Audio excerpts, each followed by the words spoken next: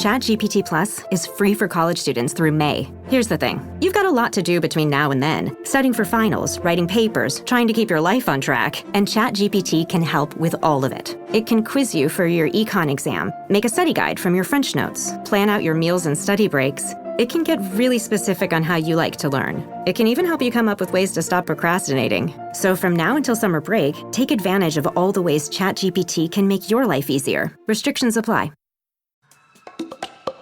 That moment when you realize your skincare is actually working.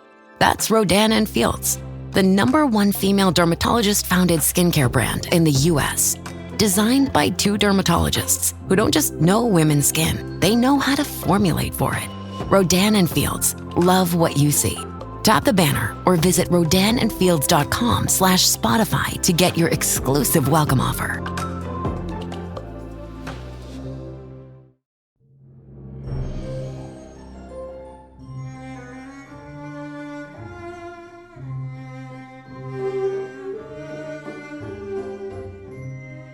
Hello and welcome to I Talk to Ghosts, the podcast that loves to spend a little spooky time with you. I'm your host, Jennifer, a teller of ghost stories and a speaker to the spirits. This week's theme is that of temporal strangeness, tales of lost time, time glitches, and other events that can't be logically explained. It's a little bit of a detour from ghosts, but worth it. As always, I have a new in-studio medium reading to share with you, and after that, let's spend some time at the seance table. I'll call a spirit close who is connected to someone listening to the podcast. So, if my voice is currently in your ear now, their message could be in your ear soon. That's later on in the episode. Also, a quick spooky announcement. I will be attending the Oregon Ghost Conference on March 22nd through the 24th, 2024, in Seaside, Oregon. Come by that weekend and meet me at my vendor booth. Take some free spooky swag, and I am even performing a live show of the podcast that Saturday night on the main stage. This is my second year at the Oregon Ghost Conference, and I am very much looking forward to it. I hope to see you there. But for now, the spooky. The time is just going to fly by right now.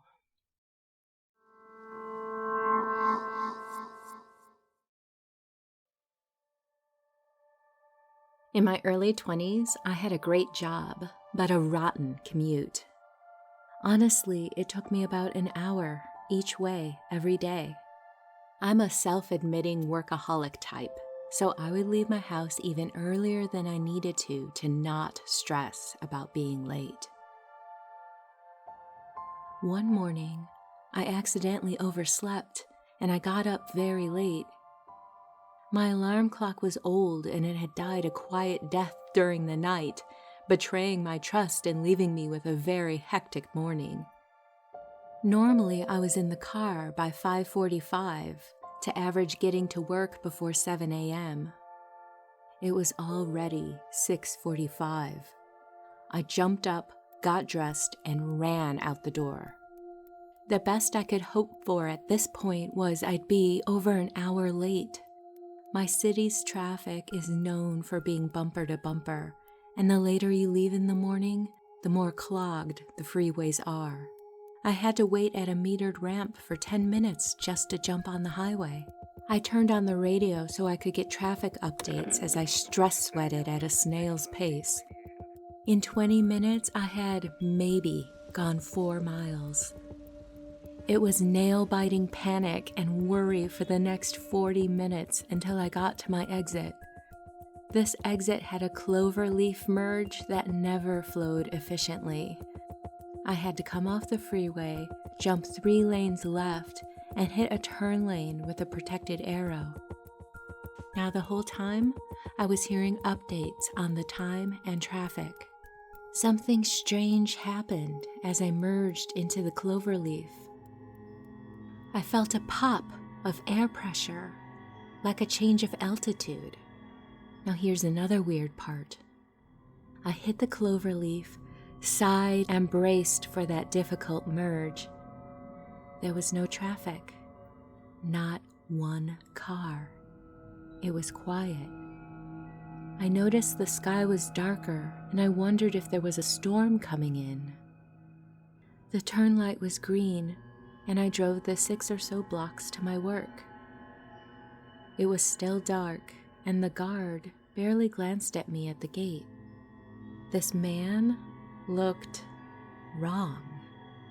All the details were just enough to grab your attention without knowing why.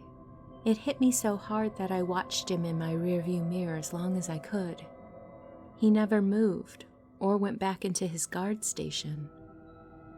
As I pulled into the parking lot, and I know this is going to sound weird, my car radio went silent and everything shifted. Have you ever been blindfolded and spun around and gotten very dizzy?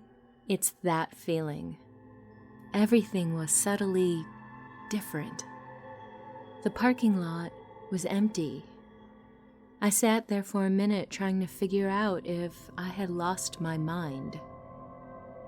My car radio suddenly blasted back on, and I heard the announcer say, "Good morning, it's 6:29 and traffic is still light. We'll have updates in 1 minute, but first here's our weather." I checked every station. It was the same. My watch said it was 8:29. To everyone else, it was 6:30, and life just went on from there. The rest of the day was normal. I've never been able to explain it, and I'll also never forget it.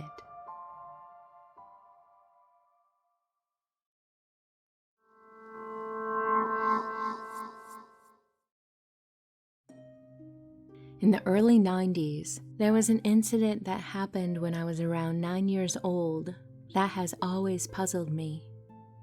I was taking a walk with my parents through our neighborhood, just a normal walk down the sidewalk so we could enjoy the summer day. I remember that they were walking on either side of me when I suddenly stumbled on a raised part of the sidewalk. I managed to right my balance, but the moment I tripped, the scene changed. I was a different little girl wearing a dress from the 1950s, and my parents were different people, also wearing clothes from that era as well. My dad was no longer blonde. He had dark hair and was more gangly, and my mom resembled my grandmother when she was younger. The neighborhood around me was also different. I was so confused, and I tried to focus on the people I was walking with, and they seemed to be just staring straight ahead. I didn't even know what to say. I continued walking for a few steps, and then things reverted back to the 1990s, with me walking between my parents. I never said anything.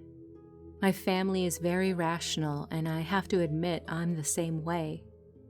Most likely, I must have seen pictures of my mother growing up and for some reason had a brief hallucination.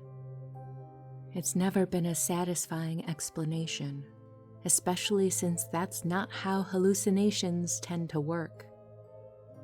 After it happened, I wondered if I briefly transcended time and space to when my mom was a girl, or if it wasn't my mom, I lived someone else's life briefly.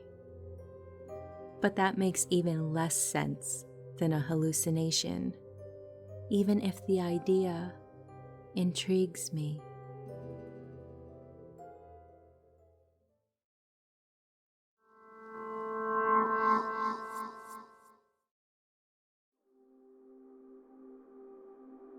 This story takes place back in Ohio in 1981 when I was 20. My dad asked me if I wanted to look at a house that was for rent, and I agreed to go with him to look at it the next day. That morning, we got up very early for an appointment to see this rental. My grandmother was always an early riser, so we stopped by her house at 5 a.m. to say hello and to have a cup of coffee. She inquired what we were doing out so early, and Dad told her we were meeting a realtor at 6 a.m. At 5:30 we left, and we arrived at the property a couple minutes before 6. As we pulled into the driveway, we noticed the yard had not been cared for. The house was a rectangular 2-story dwelling with front windows only on the second floor. It was a quiet, calm day, but we heard kids laughing in the backyard. We figured it was the neighborhood kids from across the street, but we decided to go see what was going on back there. As we approached the back of the house, I saw a swing set there with 2 swings. They were swinging back and forth in opposite directions, but the swings were empty. I looked around and no one was in the backyard. More laughter.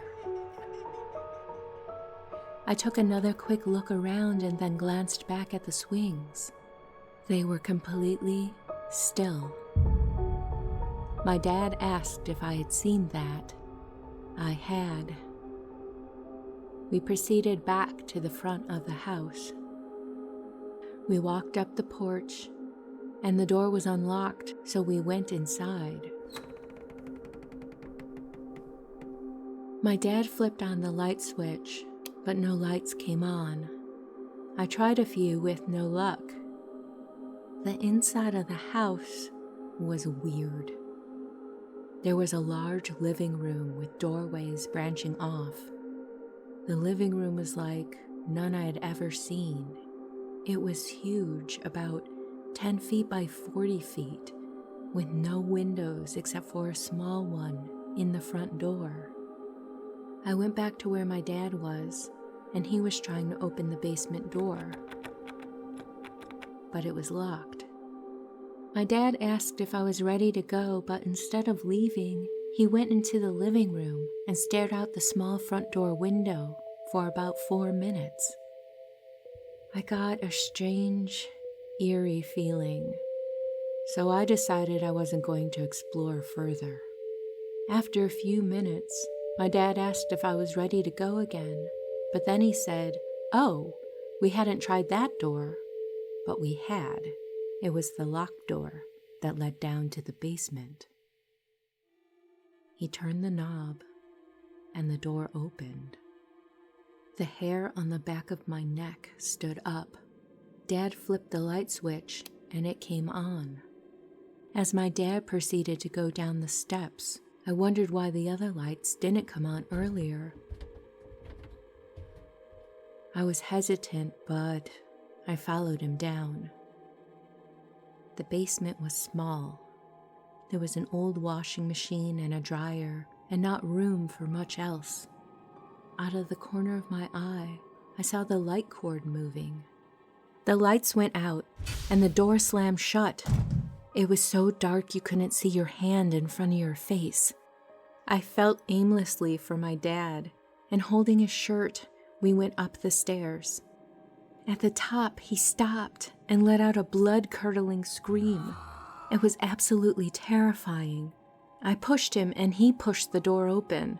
All the lights were on in the house, and it was dark outside. When we arrived back at my grandmother's, it was 2:30 in the morning. She asked where we had been all day. We had lost hours in 5 minutes in that basement. Later, we drove past the house, and all the doors were shut, and the lights were out. When I would ask my dad what he had seen, why he had screamed, he wouldn't say. To this day, I don't know what he saw, and I don't want to know. Since then, my dad has passed away, so I guess I'll never know.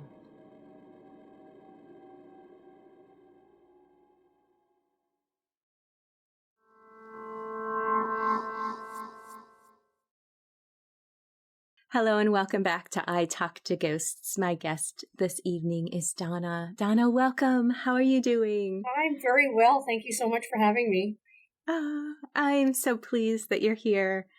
In fact, I want to tell you that there is a woman here who is insisting on talking first. It feels like this is her kind of personality too, where she can be kind of a little bit tenacious. I almost like, wow, you're a bit of a bulldog. Just as far as speaking her truth and knowing herself. And like, I want to come through first with love and everyone else can wait in line. Sounds good. This feels like mother, grandmother energy coming in.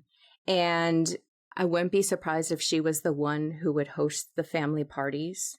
Making food from scratch seems important. And she's asking, do you keep doing the recipes? Like you honor the recipes? My husband does all the cooking. So unless it's Baba coming through, because we do all of her recipes. You do? Mm-hmm. Okay. Sometimes people come in together because they kind of combine their energy and it amplifies it a little bit. So I wouldn't be surprised if we are talking about two people at first, but let me try and separate them out for you, okay? One of them is talking about making things from scratch was like a pride and joy for her. Okay. Is that both of them or just the one? Baba is Ukrainian, and that's my husband's Mm-hmm, mom. mm-hmm.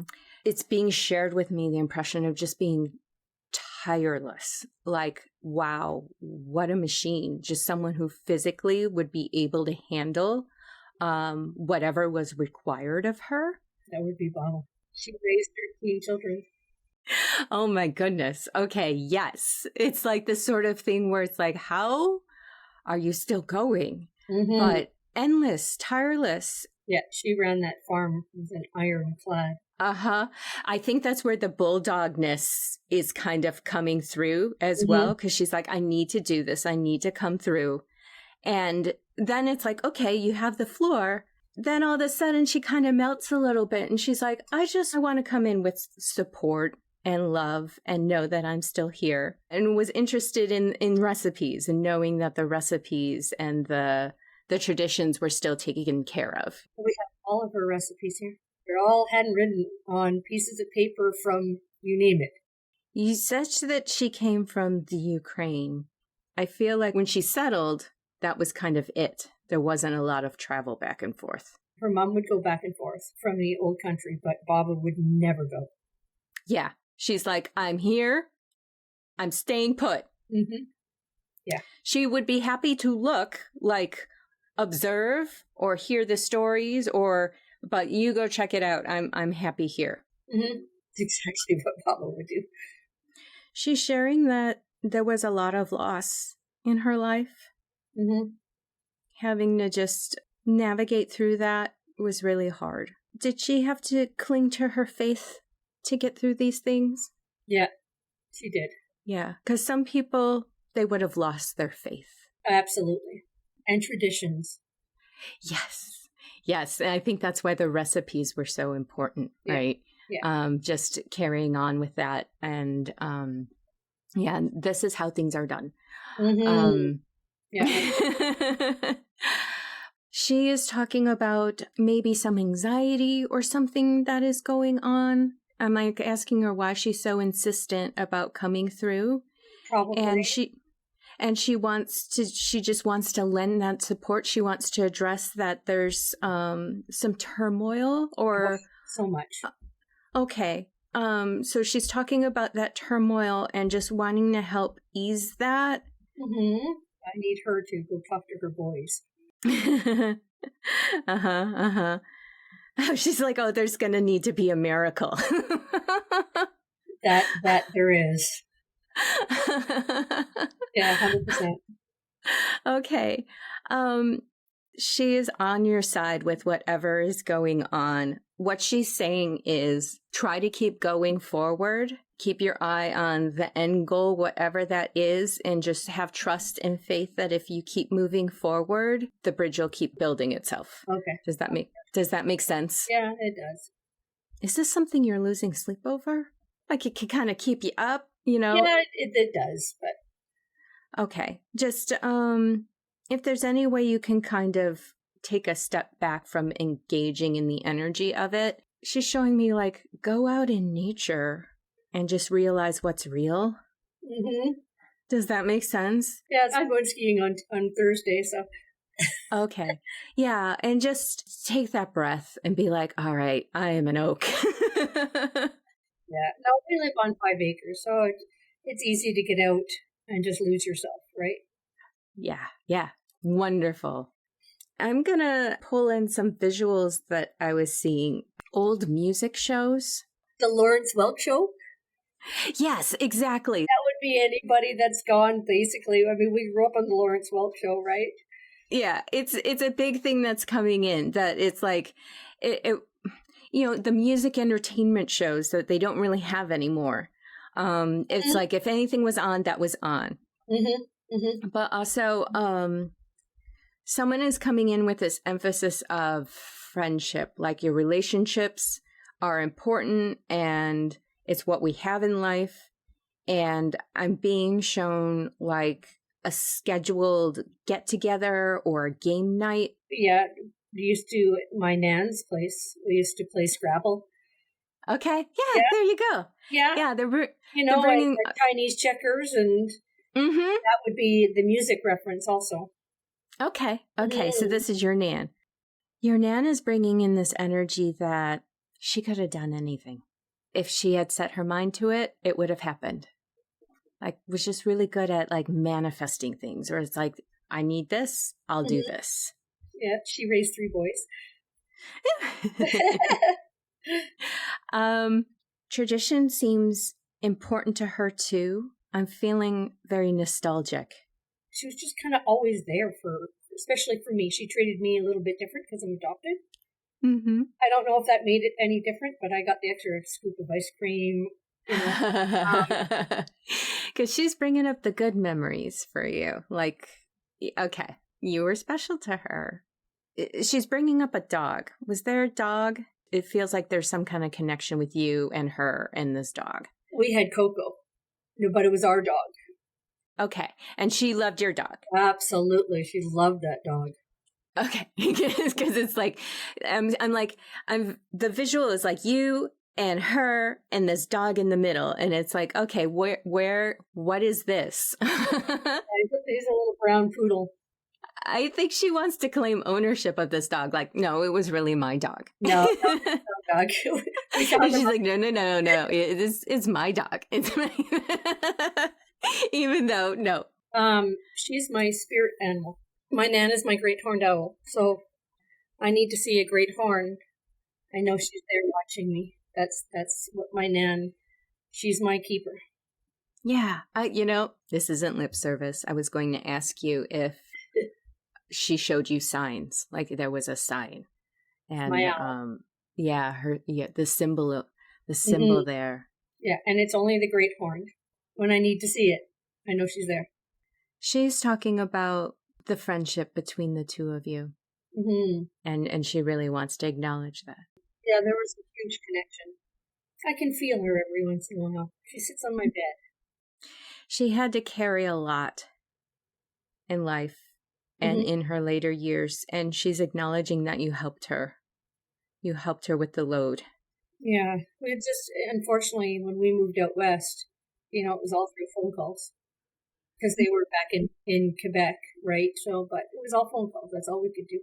I think that's what she's saying. She really wants you to know how much it helped. Oh, yeah. No, I know that. Yeah, like I said, she's my number one. Cutting back to Christmas, I'm seeing like those bubble ornaments. They're older. They're these older, old-fashioned ornaments, very round and kind of had like an indent in them where they were kind of inset. Yeah, and we'd stick our finger all through them. Yeah. Yeah, yeah, we had those on different Christmas trees for sure. Yeah. Someone's telling me the story of how they kind of hurt themselves shoveling or falling on the ice or something. Oh my God, that's my uncle. He died in the Montreal ice storm. Yeah, in 1998. Yeah. Okay. Okay. He I died see. shoveling snow. Okay. Yeah. He had health issues before this happened? Oh, he was a heavy smoker. Yeah, it was all of a sudden. It really was. He died in his sleep, from the shoveling of all the snow. Yeah. He's sharing some feelings with me. He seems like a straight focused guy. He was very steadfast about things. You knew who he was because he was always going to be that way. They called him Rabbit because he went for everything and he would move at top speed. Very focused man. Like, don't get in his way. Yeah. You got a lot of tenacious people in your family. Yeah, I just wish they weren't all gone. Know that you're absolutely still connected. Oh, And I know. You don't. Yeah. I know. It's hard because you're right. It's, the memories and the things we can share and experience here, it's such a precious amount of time. And then when it's gone, it's sad because it's gone, but it transitions into something else, Mm-hmm. Absolutely. Now, the other gentleman who is coming in, let me tell you, I've had some stress today, right?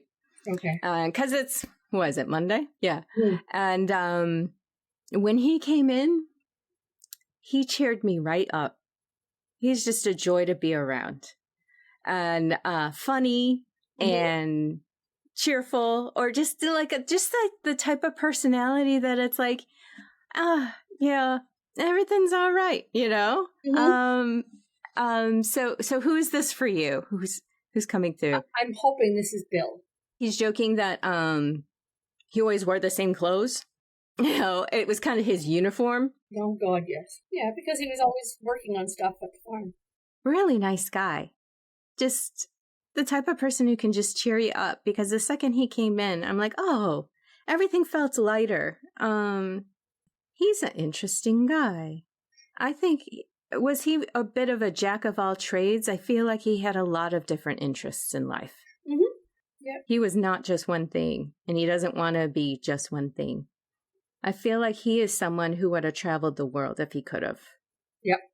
He's trying to encourage you about some changes. Like, you're gonna have some successful endings and successful beginnings. Just support yourself through it and have faith that it's going to be okay. Is that relevant to you right now? You don't have to elaborate on it. Oh, yeah, absolutely. Okay, because he's like, this is why I'm here. I want to come in and just offer that wisdom and support. Some childhood memories of either it feels like a go-kart or a sled where they were hauling butt, they were going fast. It was just this, and it was the kind of, it's like Daredevil track. All the time. Motorcycles. Skidoo. Okay. It's just this ongoing theme of going really fast. Going very fast. I think that started in childhood with him, where it was like, it's something that just was always something that he couldn't get out of his system. Right. I know you wanted to talk about your ghost a little bit. It feels like there is a lot of energy there, and it can present itself as a bit of a nervous energy in your household, like it's an influence with that. Is there threads of anxiety in your house? Yeah, her son was a criminal. Her son was a criminal? Oh, yeah, he's just a horrible person. So you knew this ghost while she was alive? No, not at all. We knew her husband. So we bought the house from her husband. But just the stories from, the town, that he was not a nice person and she had to hide things. And this is from the past. I've been told, that she's hidden things here. And, I just don't know if I'm still supposed to be looking for stuff or, I don't even know if she's still, like I said, she's still in the house. I'm hoping that maybe she has moved on, right, to that final place. I feel like there are fragments of her energy that could just be reverberating and left behind. And a lot of that is anxiety and worry. So if you ever feel in your household that things are either amplified in that way, or if it's coming out of nowhere and it's just hitting your nervous system, just knowing that could help, where it's like, okay, I'm feeling you, but everything is okay. That's not happening anymore. And just the knowing of where that's coming from and what it is could be really helpful. But you've said it's quieter than it used to be, and that's great. I think it's because she has been acknowledged, and that's really helpful. But if there's ever, it could be like a temporal anniversary or something like that, where it all kind of comes back and you just feel like, where is this energy coming from? Just know what it is. I think she would really listen to the reassurance, and also reassure yourself that your nervous system isn't going nuts for no reason. And this is what it is. And like, what can I do to support myself and clear this out a little bit? Yeah. Okay. All right. Well, I do have a couple messages that I wrote down for you. Try not to worry. And there seems to be an issue of money can be a big worry trigger. Right. No one likes to worry about money, but try not to worry. Just decide and explore. Kick out the negative voices. Don't engage. Just unhook the phone. Make some changes if you have to. It feels like there are some fundamental shifts that should be happening. So be an active participant in that, okay? Don't just let it play out and see how it goes, because it's like, nah, you got to actively participate and make decisions. Just don't let the change dictate what it should be. You should be actively involved in it. And build the life you love so that you can share it. Build it forward. And we're talking about generational love and memories. And it's not just about you. It's about your legacy and manifesting that so everyone can experience it and share it together. Oh, sounds good. I can do that. Or I can try anyways. Wonderful. Yeah.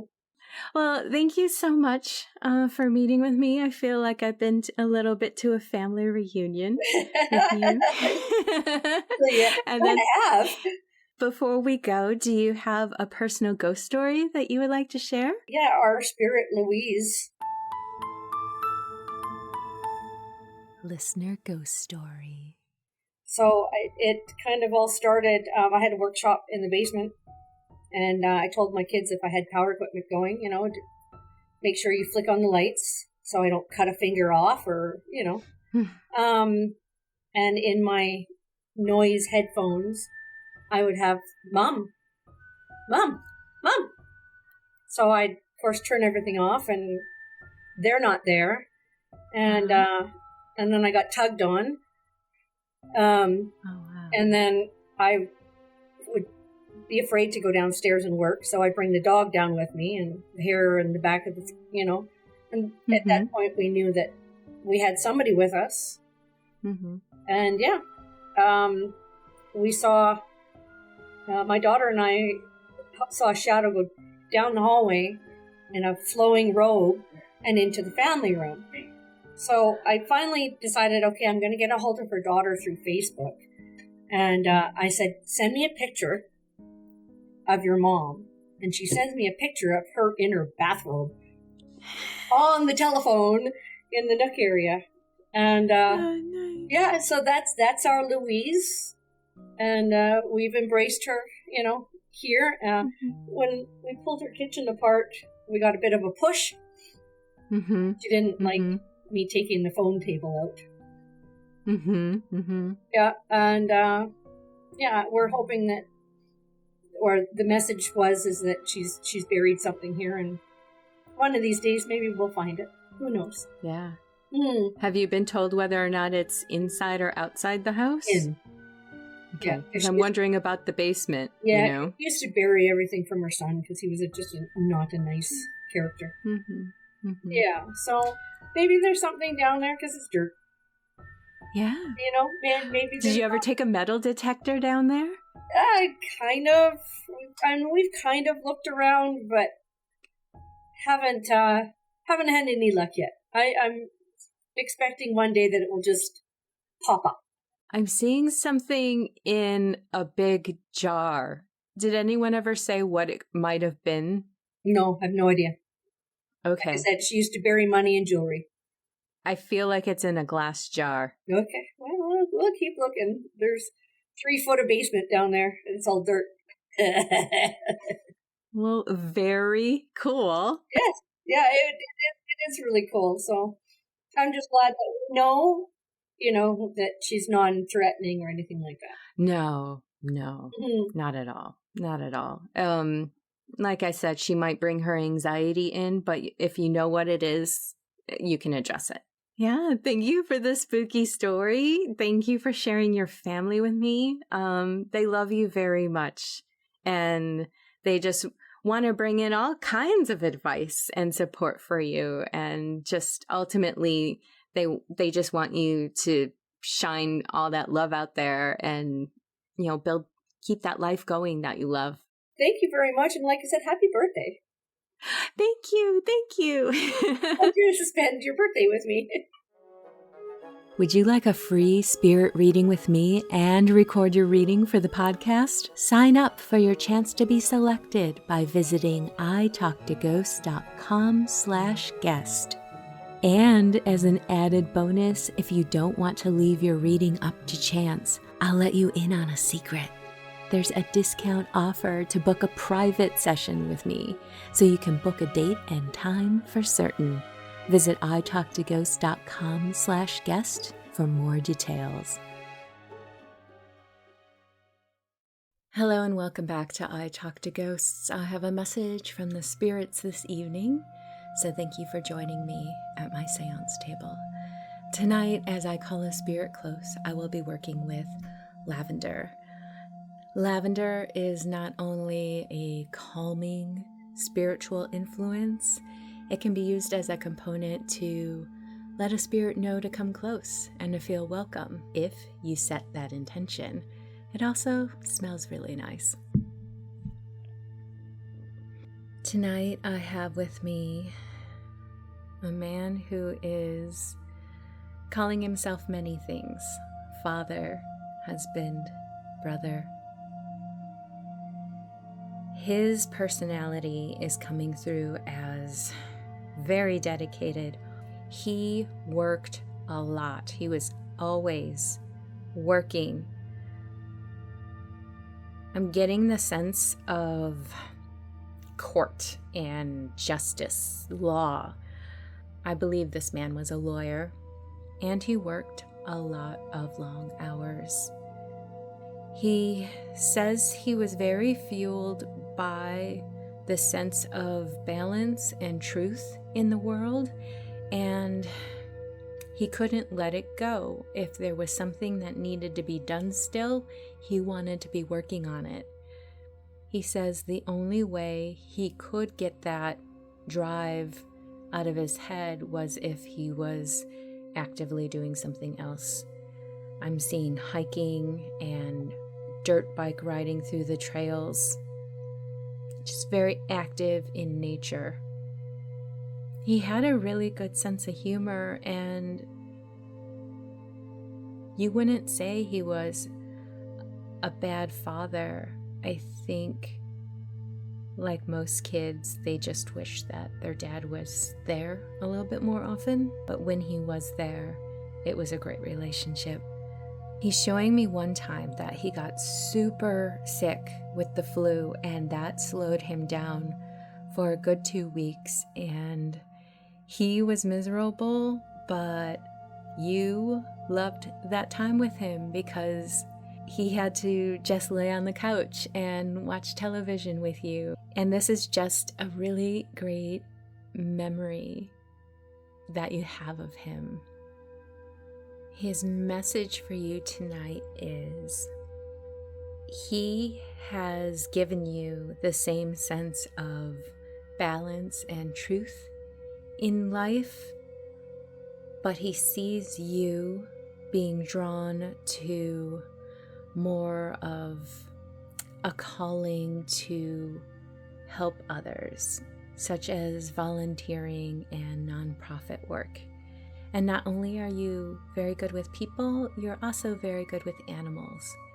And he doesn't want to tell you what to do with your life, but he does want to encourage you, to let you know that he thinks that your heart is so big and lovely, and that when you share yourself with others, it changes their lives for the better. And he's so proud of you for that. He also wants you to always keep your sense of humor and sense of adventure, and just explore as many options in this world as you can, and to love the life that you create. I think I'm going to leave it at that. If this message connects for you, I hope that it brings you healing and support. Thank you.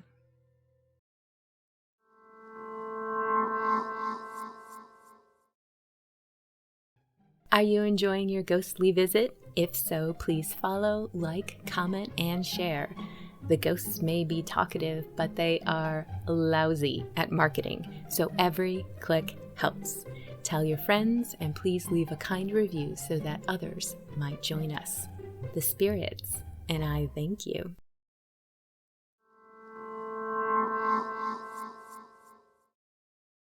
And with that, dear listener, we've reached the end of this episode of I Talk to Ghosts. I hope you've enjoyed the spirit work that I shared with you this evening, as well as those strange, weird tales of time slips. Have you ever had an event like this happen to you? I would love to hear about it, so please reach out and share. In the meantime, wherever you wander off to in this world or the next, just remember, come back and visit with me. Have a lovely evening and good night. If you enjoy stories of the paranormal and the unexplained, join me for They're Not Shadows. As I got out of the car, lightning lit up the sky. The trees making a jagged display through the rain.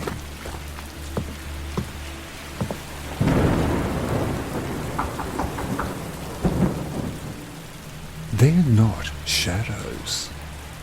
It's a spooky good time.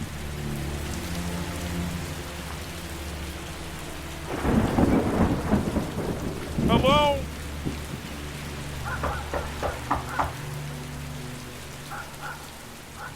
Are you okay? Welcome to Brew Crime, a true crime and beer podcast. This is a podcast where we pick a theme, cover a few cases, and pair them with craft beer. Join me, Mike, And me, JT. as we explore the world of crime, conspiracies, or whatever catches our attention. You can find us on social media at Brewcrime or our website, brewcrime.com. And you can find us on any podcast app at Brewcrime Podcast. Join us as we discuss the horrible crimes that surround us and maybe, definitely tip a bottle or two back as you do it. Drink with us the second and last Tuesday of every month.